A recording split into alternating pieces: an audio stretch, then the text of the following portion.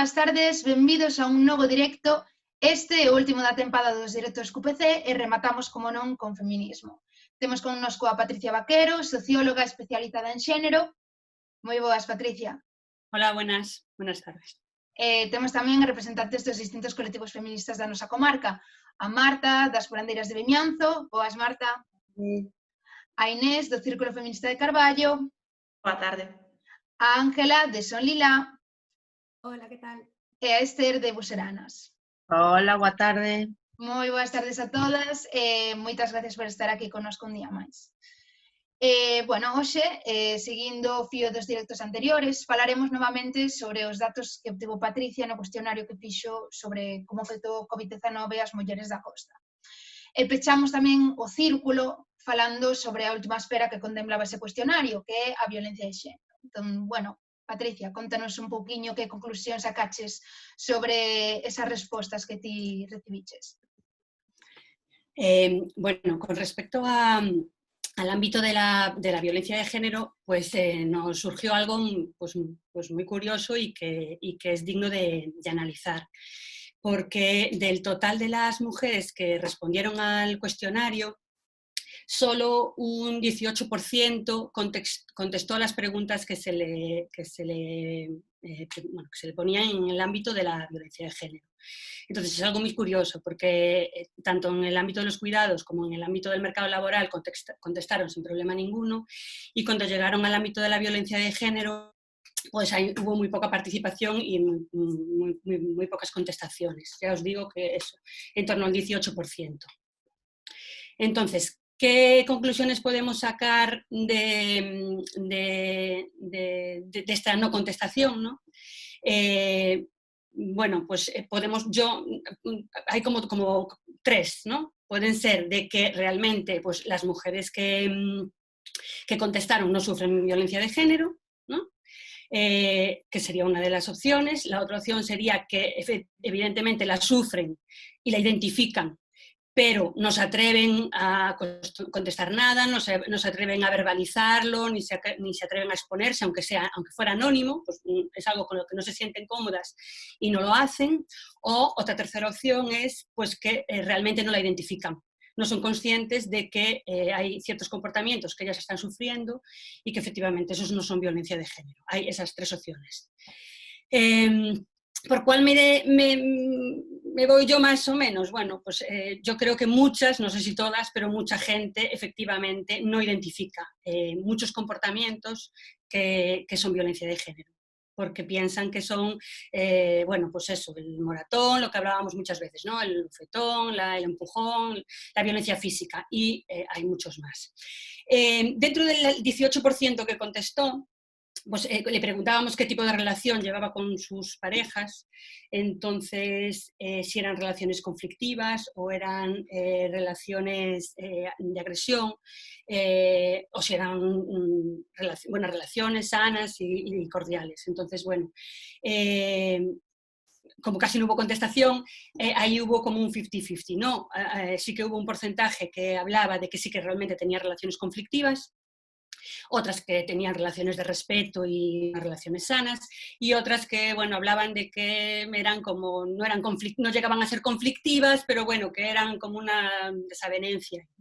Después también le preguntábamos qué tipo de violencia sufrían, si es que sufrían alguna, qué tipo de violencia, y la mayoría hablaban de violencia verbal. Primero violencia verbal, luego violencia psicológica, la tercera violencia económica, y muy poquitas, creo que 2 o 3, nada, es como un 1%, así hablaban de violencia física. Y después también le preguntábamos si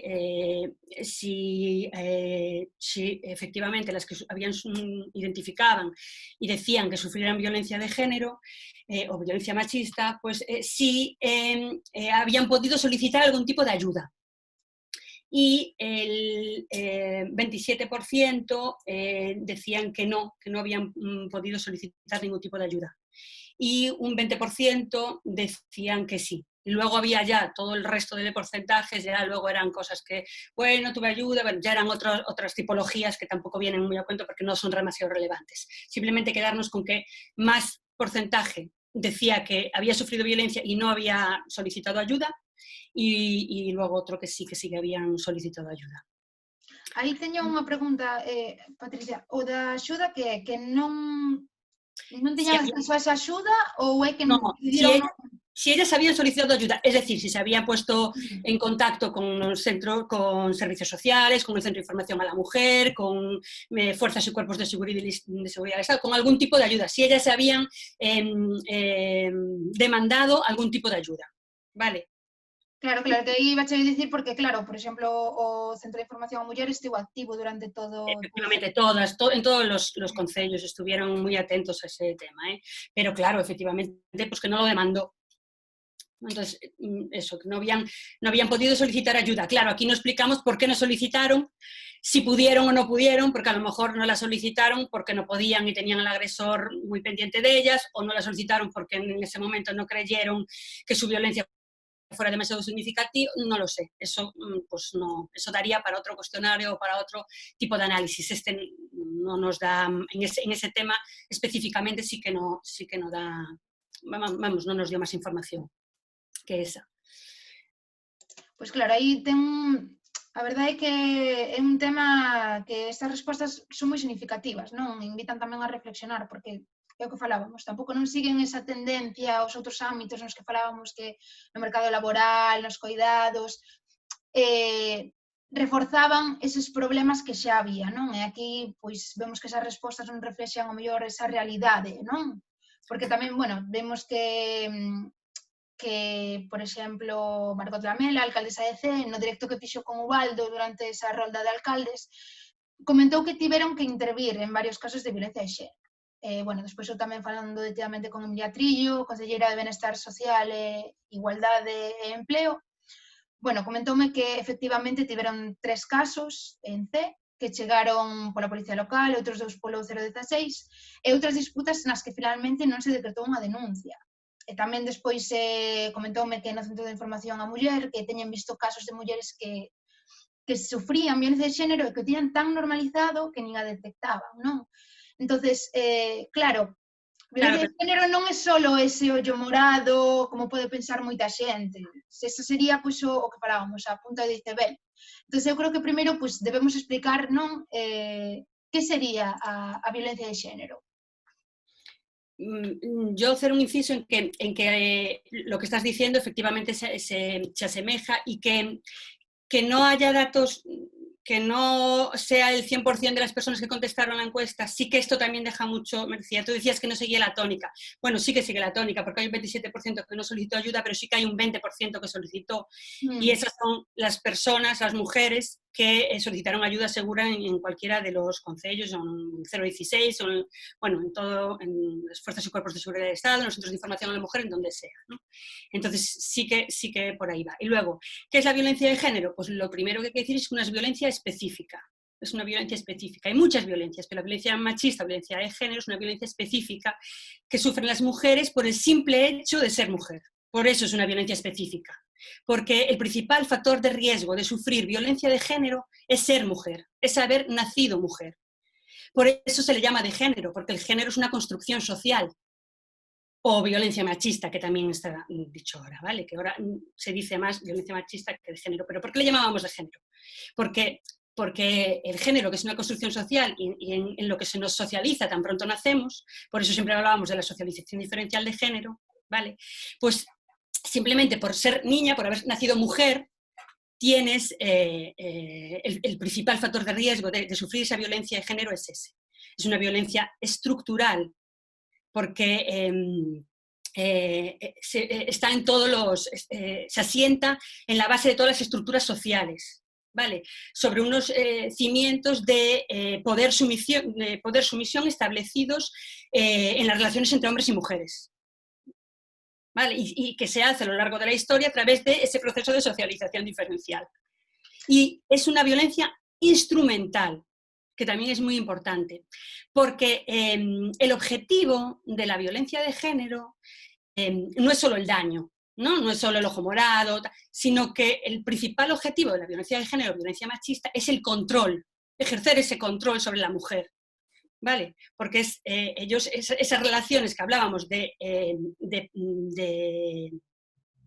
poder-sumisión, ellos con la violencia de género ejercen ese control sobre las mujeres. Vale, es un instrumento para ejercer control. Por eso es instrumental y es estructural y es instrumental. Claro, e agora o que debemos comentar, que eu creo que é moi importante, como se chega ao mellor a ese ollo morado, non? Que ao final sería como un último paso, por así decirlo, ese bofetón, ese... La punta del iceberg. Claro, claro. Que debemos ter en conta? Cales serían, ao mellor, esas accións, eses actos que nos van a levar, ao mellor, a ese moratón, a esa bofetada, a esa violencia, non? Entonces, como detectalo? Primeiro, cales son esas accións que debemos ter en conta? A ver, falamos o resto de mulleres dos círculos, o sea, dos colectivos feministas, Marta, veña, por exemplo. Bueno, hai que diferenciar, bueno, falamos da punta do iceberg, bueno, que sería o ollo morado, incluso se podería chegar ao asasinato, non? Esa é a parte visible.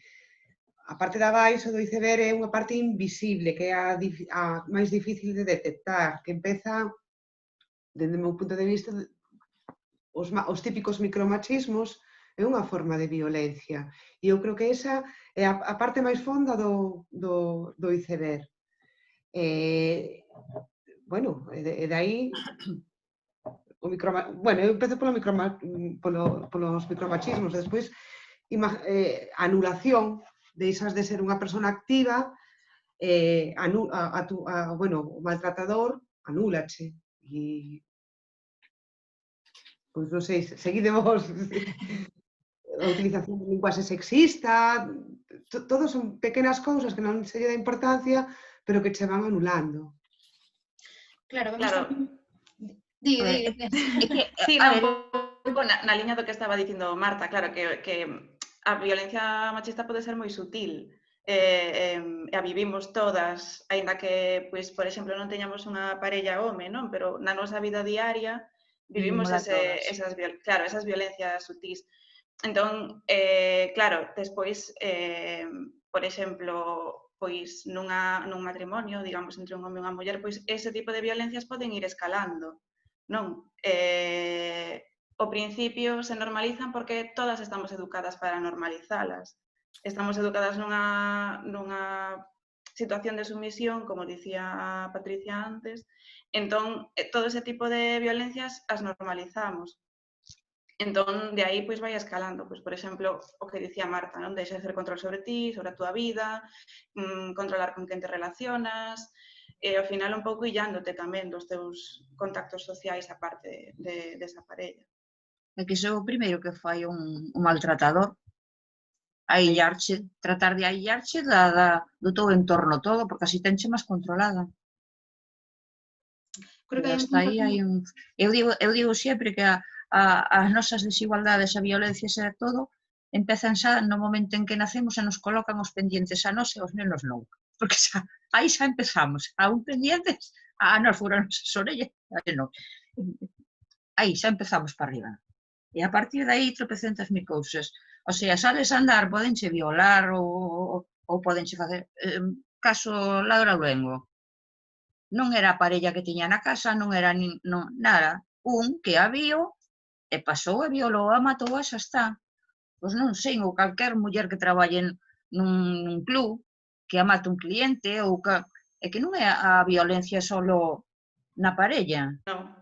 Que se fora na parella, escapaste, e xa está. Pero é que a violencia está por aí, adiante. Sales pola porta para fora e así. Non podes ir só pola rúa de noite a depende que horas, porque sempre pode vir algún que che persiga. Porque vas con ese medo. Sendo muller vas con ese medo. É que vivimos continuamente así. Nos estereotipos sexistas, creo que está a base de todo, non? Que o que estamos falando. Entón, desde que nacemos e nos colocan un papel social, nos asumimos ese papel porque nos lo normalizan, eles asumen outro, e se establecen relacións de poder sobre todo o tema de sernos consideradas como obxectos sexuais, reproductivos, coidadores, da igual. No momento en que che convirten nun obxecto, che deshumanizan, e pasar de ser un obxecto a ser un obxecto propiedade de alguén, sea a túa parella ou non, é un paso fácil de dar.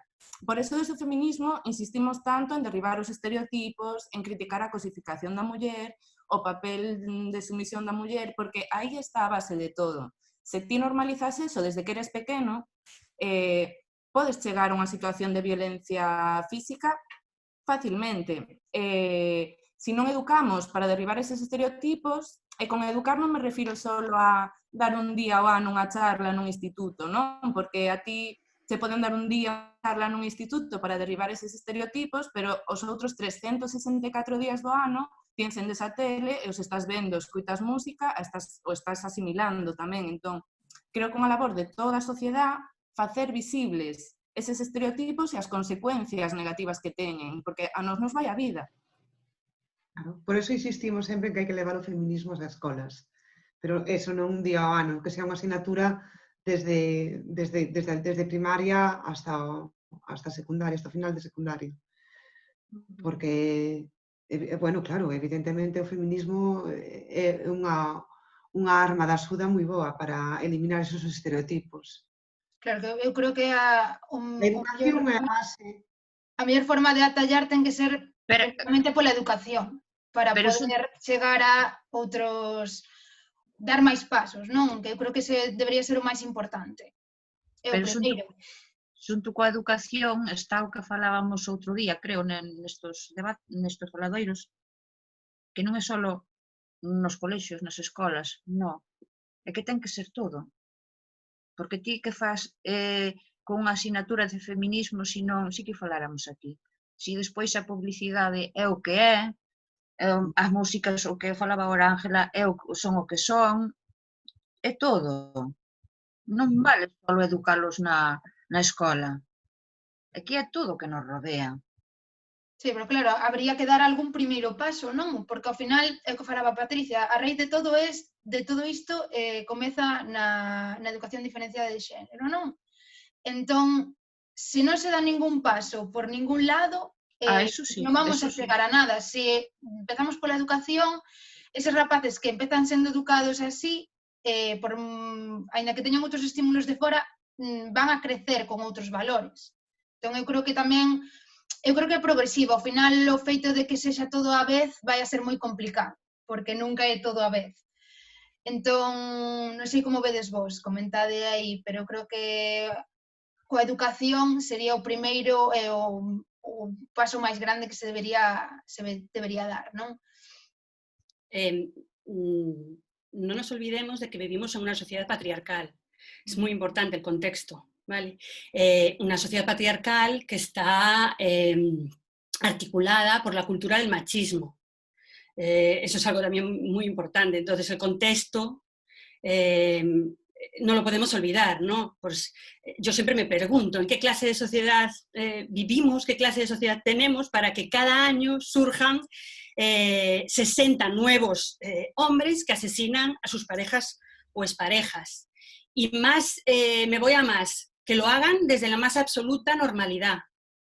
Porque la violencia machista muchas veces se normaliza. Incluso estamos viendo que se quiere ocultar, ¿no? No existe la violencia machista, no existe la violencia de género. Sí existe porque de media se están matando, o sea, están muriendo 60 mujeres cada año, de media, según los años, y están surgiendo nuevos 60 asesinos, porque los 60 hombres que mataron el año pasado a sus parejas o exparejas no son los mismos 60 que la van a matar este año o que mataron hace 3 años.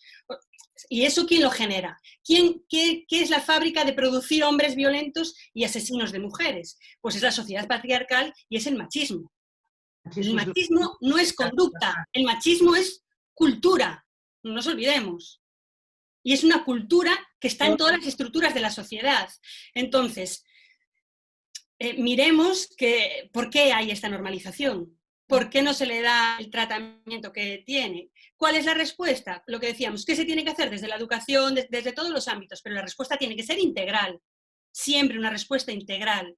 porque si no, siempre, ámbito educativo, ámbito sanitario, familias, ciudadanía, empoderamiento de las mujeres, tratamiento de nuevas masculinidades con los hombres también, socialización diferencial, hay tanto y tanto que hacer y en tantos ámbitos, tratamientos también con los docentes, no solo con los niños, vamos a los institutos y trabajamos solo con el alumnado. El profesorado también necesita trabajar con el profesorado, porque también perpetúa muchísimos estereotipos.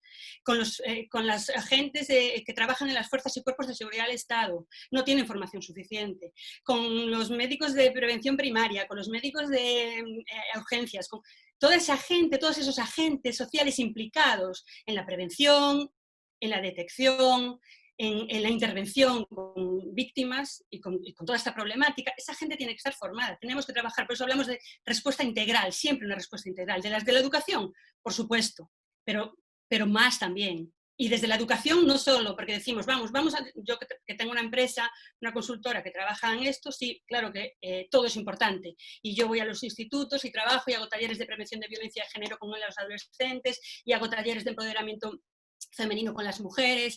Y todo eso está muy bien, pero eso es lo que hay que hacer. Pero más, me refiero, tiene que ser un tratamiento integral, porque ¿qué pasa? Que vamos a los institutos o a los centros educativos y solo trabajamos con el alumnado y el profesorado que está perpetuando estereotipos, no todos, pero mucho que sí, porque no nos podemos olvidar en el contexto. Sociedad patriarcal, machismo, socialización diferencial, esas profesores y esas profesoras están también educadas. Entonces, ¿sabes? Porque muchas veces yo oigo, es que no soy machista. A mí una persona que dice que no es machista me chirría ya el oído. Porque es que estamos en una sociedad. Yo, que creo que soy, desde que acabé la carrera estoy trabajando en género y creo que soy una mujer, una persona bastante concienciada en todo esto y creo que sí, que estoy sensibilizada y concienciada, hay muchas veces que me da el calambre y digo leche, pero yo porque dije esto o yo porque hago esto, porque es que tenemos tantos inputs, ¿sabes? Entonces, imaginaros, si eso nos pasa a personas que estamos sensibilizadas y concienciadas, imaginaros al resto de la ciudadanía. Entonces, claro que tiene que ser integral. Claro que tenemos que trabajar con el alumnado, con el profesorado, con las familias, madres y padres.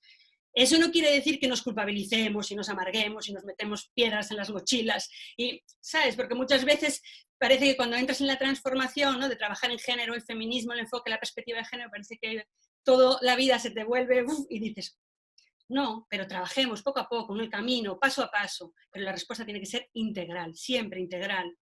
Porque si no puede ser, es que hay mucho por hacer, entonces vamos. No, tiene que ser integral. Y tenemos que reivindicar que los estados, porque estamos en un estado de derecho, y las administraciones y las empresas y todas las personas que tienen una responsabilidad apliquen el enfoque de género y la perspectiva de género. Tenemos una responsabilidad. Y que la gente empiece a asumirla y empiece a ser consciente. Hay muchas mujeres que no son conscientes aún de esto, de la socialización diferencial. Bueno, poco a poco. Pero el camino hay que hacerlo. Pero ya cuando pedimos responsabilidades o qué podemos hacer o qué pueden hacer los estados, pues los estados tienen mucho que hacer, porque vivimos en un estado de derecho. Y las mujeres tenemos que tener los mismos derechos y las mismas oportunidades que los hombres. Y eso no está conseguido. Tenemos una igualdad formal, porque hay legislación, gracias a Dios, en nuestro país, hay una legislación que nos ampara. En muchos países no tienen esa suerte.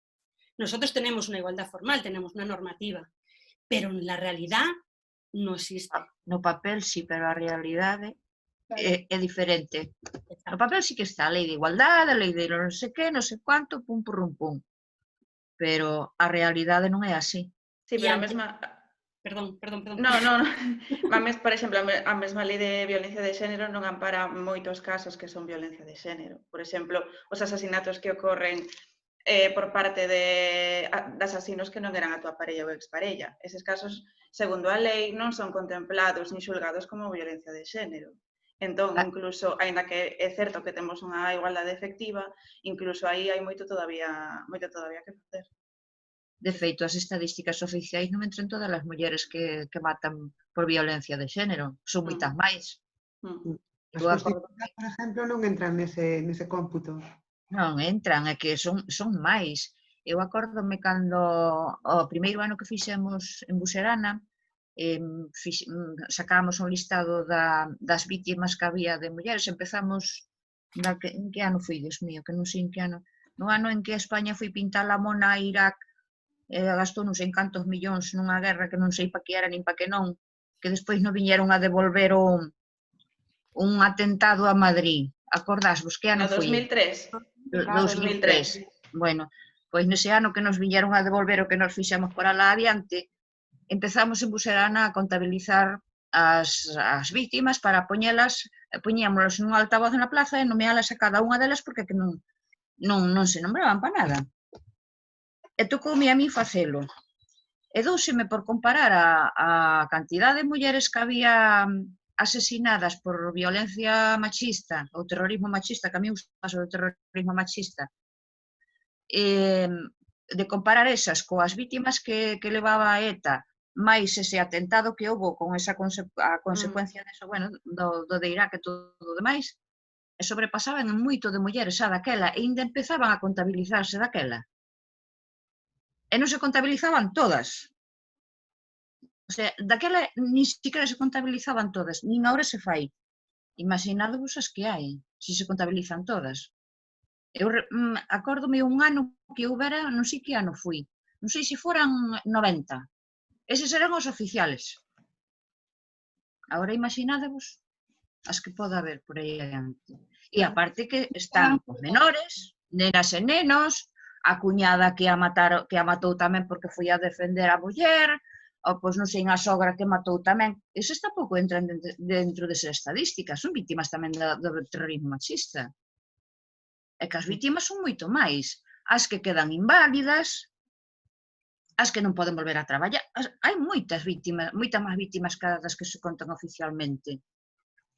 Porque a min teñenme dito a veces, cando era o 25 de novembro, porque as cifras que contabilizaría, non? Porque as cifras que daba Buserana non correspondían coas que contaban pola televisión. E claro, como lle explicas, é que hai máis. Nós podemos contabilizar estas, pero non corresponden cos oficiais. Por que? Porque non se poñen todas.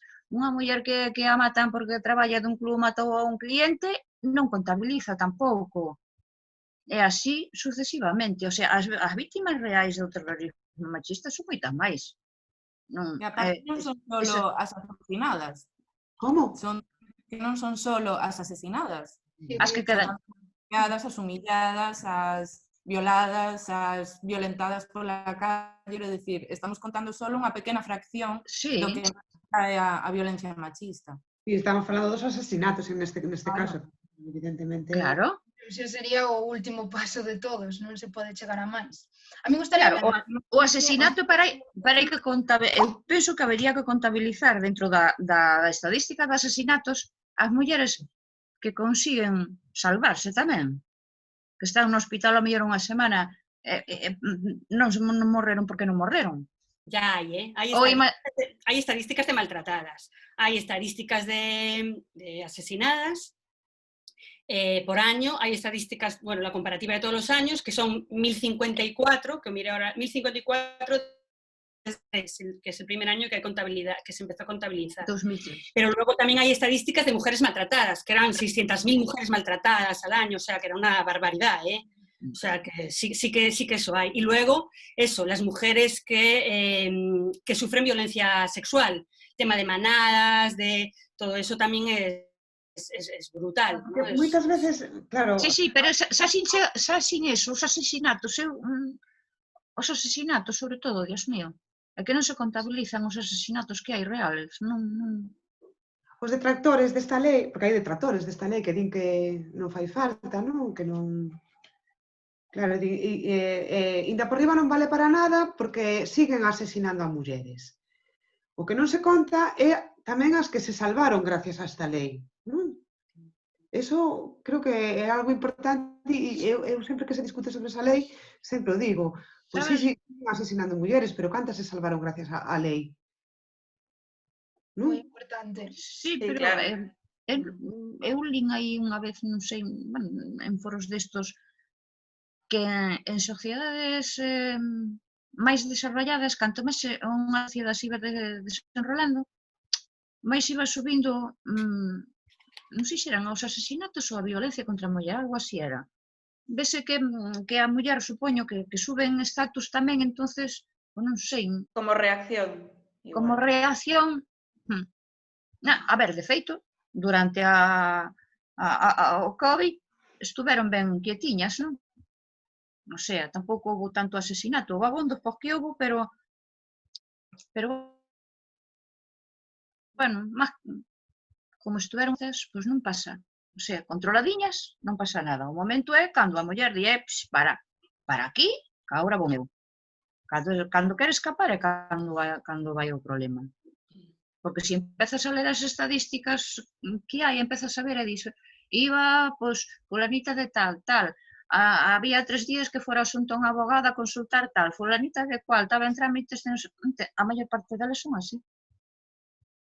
A min gustaríame agora tamén recuperar un pouquiño o tema do que falábamos antes. En nun deses temas falábamos de que moitas veces, incluso as que estamos máis concienciadas coa causa, con este tipo de actitudes, moitas veces, como decía Patricia, facemos cousas que dicimos, pero por que fixestes isto? Por que, sabes, non? Entonces, credes que aquí hai unha concienciación aquí na nosa zona con este tipo de actitudes? Como vedes vos? Home, cada vez hai máis actitudes de concienciación, refírome. Xa non é o mismo de soltar un chiste machista e que che ría todo o mundo alrededor. Non, xa empeza a estar mal visto, que non era antes así, que antes era un... Xa empeza a estar mal visto. Xa... Eu andando... de querer aprender. Perdón. Non hai medios para aprender. Xente adulta, sobre todo, evidentemente, sobre todo maioritariamente mulleres, que teñen voluntad de aprender o que é o feminismo, o ter claro que é a violencia machista, e non teñen medios para aprender.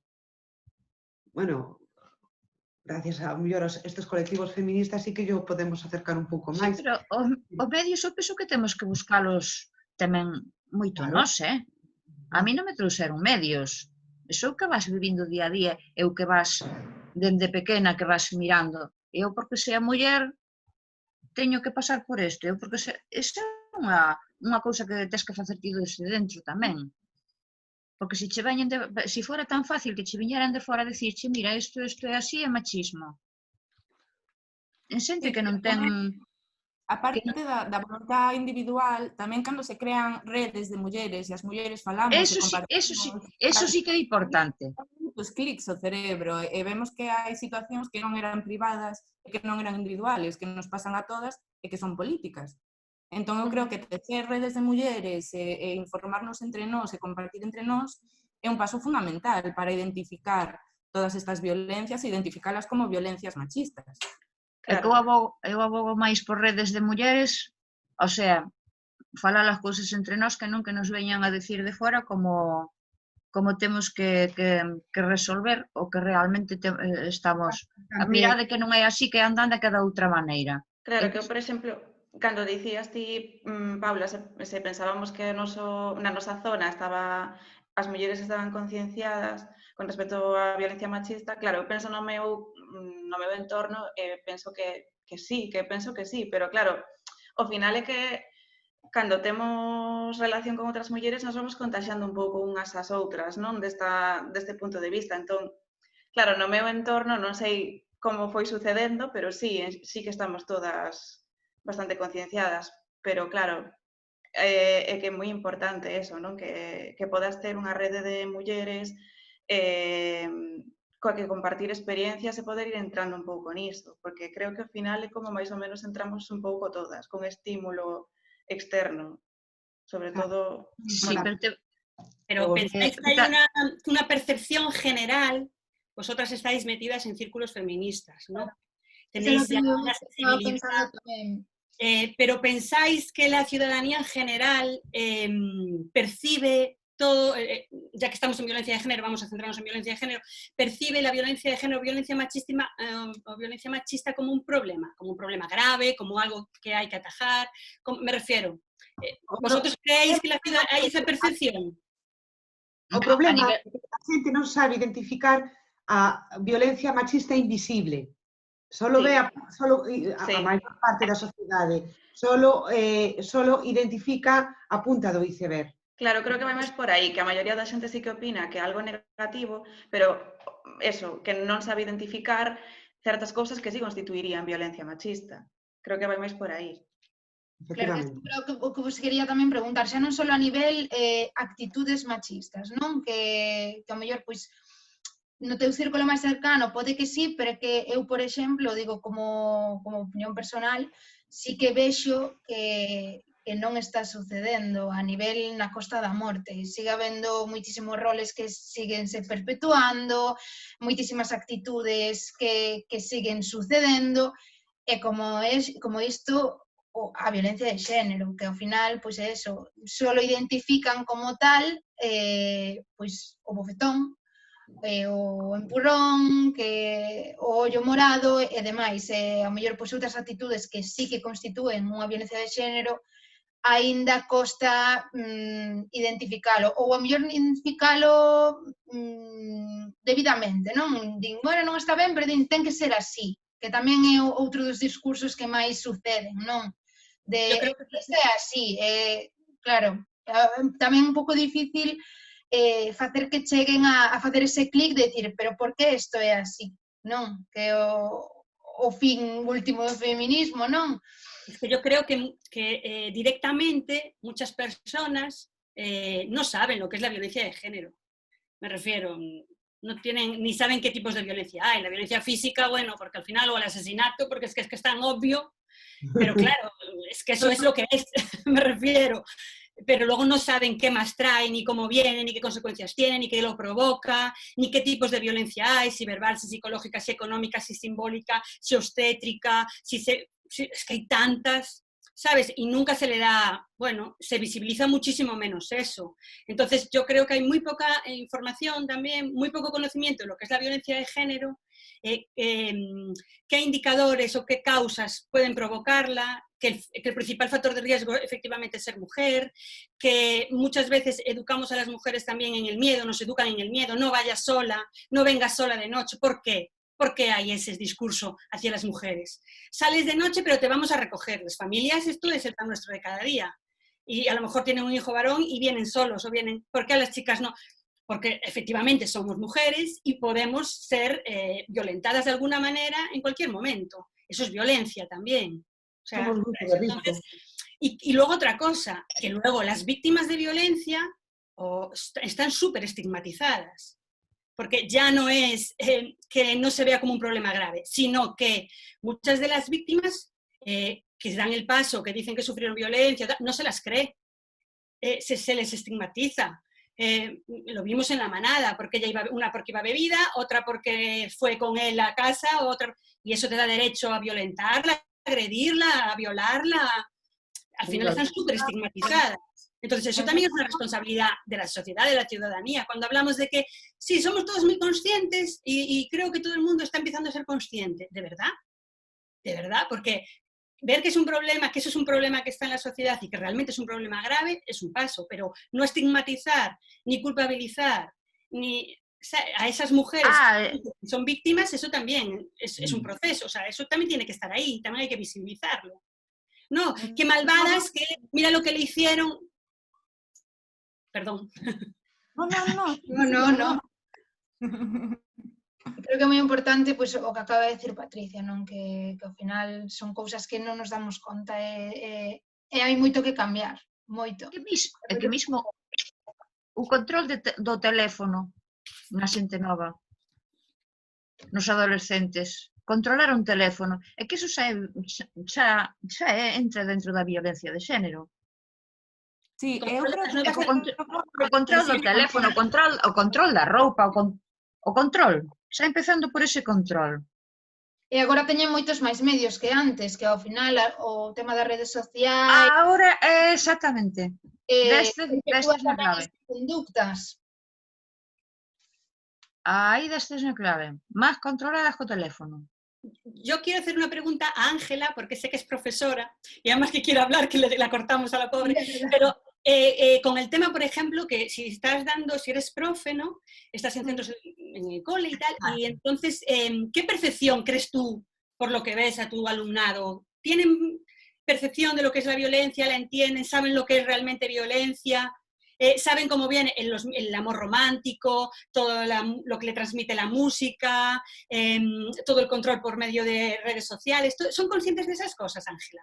Eu creo que a gran maioría non. De feito, vin moi claro, pois, bueno, cando é o 25 de novembro, o 8 de marzo, eu intento tratar o tema do feminismo sempre durante todo o curso, pero neses días falas de cosas máis concretas. Por exemplo, falando de datos de mortas, de asesinadas, houve un neno de primeiro de eso que me dixo, bueno, non son tantas, son 50. Non, e diste, ostras, e se foran 50 futbolistas ou 50 abogados ou tal, non che parecería unha barbaridade, non? Ves moitos comportamentos machistas relacionándose chicos e chicas, a forma de criticar o físico das rapazas, eu que sei, hai moitos comportamentos machistas e claramente machistas que eles siguen reproducindo, pero claro, é o que ven tamén pois, nas redes sociales, é o que ven na tele, é o que ven no cine, non? Entón, por moito que ti lles expliques e ti lles digas, pois eles siguen tendo eso aí. De feito, cando falo destes temas, vexo que as nenas o captan a primeira, non? Cando falo de situacións e de momentos e de como identificar, e as nenas asinten e che miran cos ollos como platos, e os nenos están en plan, Tampouco é para tanto. É que non vai unha con actitud eles. moi diferente de unhas e outros. Eu quería retomar un poquinho que estaba dicindo antes sobre, bueno, sobre as denuncias, sobre a estigmatización das mulleres que denuncian. Creo que se pon demasiada responsabilidade nas mulleres, non? Sempre cando hai algún caso se fala de si denunciou, si non denunciou, e por que non denunciou, e tal. Ostras, hai que poñerse no lugar desas mulleres tamén. E cales son os medios que teñen para escapar de aí, non? Temos unha lei de violencia de xénero, é certo, menos mal, pero, bueno, ao fin e ao cabo, unha orden de alexamento que un papel, non? En que forma protexe realmente a unha muller que ten perigo de morte? Falaba Esther antes de comparando as cifras de ETA cas cifras de asesinadas, hai moitas máis asesinadas que asesinados por ETA, e, sin embargo, a calquera concellal de calquera pobo pequeno de calquera sitio lle poñían unha escolta, non? Non se concebía como un gasto desmesurado, e, sin embargo, aquí hai miles de mulleres en peligro e non hai medidas de protección reales que elas se sintan seguras, non? E son persoas que están aterrorizadas, que se sinten culpables, que están avergonzadas, que para denunciar teñen que expoñerse a elas e expoñelos a eles, co cal a súa furia vai ser moito peor, non? Entón, o medo que teñen elas é moito maior. Quero decir, non é tan sencillo como decir, me está maltratando, vou á comisaría a denunciar. Ostras, para ir á comisaría a denunciar...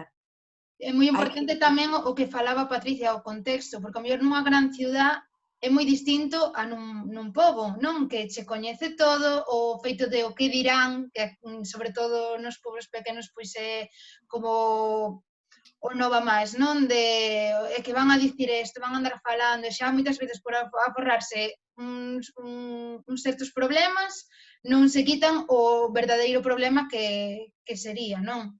Por iso é tan importante...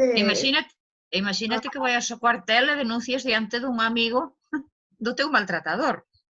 Claro, xa simplemente... Algún caso desos hai. Entendes? O sea, ti vai a un cuartel por aquí e no cuartel un amigo do teu maltratador. Non me refiro aquí justamente, vamos, pero algún caso dese sei. O sea, un amigo do teu maltratador que te está tomando a declaración. Tantas mulleres foron asesinadas que se denunciaron con anterioridade, incluso mulleres que tiñan orden de alexamento do seu maltratador foron asesinadas, moitas, moitísimas. Sí, por eso comentaba algo, non? A orden de alexamento, de que, está ben, claro, pero non é suficiente. Claro. O difícil debe de ser dar o paso de ir a denunciar con unha muller que está completamente anulada e morta de medo. Pois tamén é moi importante tecer redes entre nós, entre mulleres, e mostrar apoio, dar apoio. Porque din, que denuncio, pero antes de denunciar tes un proceso e a mellor estás sola. É importante... Sí, eu creo que o importante é facerlles a opinión solas. Non che sinto, Ángela. Non, Ángela, repite que se nos cortou aí un pouquiño. que creo que o máis importante é facerlles saber que non están solas, porque elas creen que están solas, elas foron illadas da súa familia, do seu círculo, non teñen en quen apoiarse, se sinten mal, pensan que están tolas, que exaxeran, que é a súa culpa, pensan mil cousas, e se non ven alguén a decirlles, como estás, que che pasa, estou aquí para o que queiras, sabes? Eu creo que esa é a clave. E por eso tan importante que comentaba Patricia da formación das forzas e corpos de seguridade, o personal sanitario, etcétera, etcétera, que sepan como está funcionando a mente desa muller e que saiban axudala. Que moitas veces, ademais de, evidentemente, poñer o foco en que deben denunciar, que sí, evidentemente importante, pero en vez de recalcar iso, que non denunciaron, igual tamén as institucións deberían, e os medios deberían facer un pouco de autocrítica e pensar, bueno, que estamos facendo mal para que non denuncien. Que non estamos facendo ben, non? Que está fallando. Eu teño visto campañas aí polo 25N, que claro, as campañas son solo a semana anterior ao 25N. Despois, se te he visto, non me acuerdo. Si te maltrata, denuncia, eran as campañas. A mí me parecían prácticamente lamentables, non? Hay que respetar también el momento, el contexto de cada mujer, ¿sabes? Cada mujer tiene su proceso, su transformación, su camino, su decisión. Eso es fundamental. Siempre respetarlas a ellas, y en el momento que ellas decidan y estén fuertes, pues para hacerlo, para tomar la denuncia, muchas veces decimos, es que hay que denunciar a toda costa. A lo mejor no es siempre así. Ella tiene que estar fuerte y consciente y tomar la decisión y mirar en qué momento y en qué contexto está para afrontar todo lo que le viene encima, que es un cambio brutal, como dijisteis todas. Entonces, bueno, respetar también su espacio y su decisión, su tiempo, ¿sabes? Creo que es muy importante, porque hablamos de respeto y si ya no, ¿sabes? Es muy importante. Non trata denuncia, non? Cada un ten as súas circunstancias, cada persona, cada muller. E por eso... Eu tamén... Perdón, é que uso unha cortadora polo medio, miña filla. Eu estou pensando nesas mulleres, porque conozco un caso, ademais, que teñen a un maltratador na casa, teñen os fillos, veña a denuncia, volta outra vez para casa, volta ou non sei en que. Axuda de todas as maneiras. Neste caso é que ten axuda da familia, económica, de todo. E volta a ir con el. E os críos polo medio. Eu aí sí que xa hai que deixarse de hai que mirar por ela, que hai que mirar por eses críos.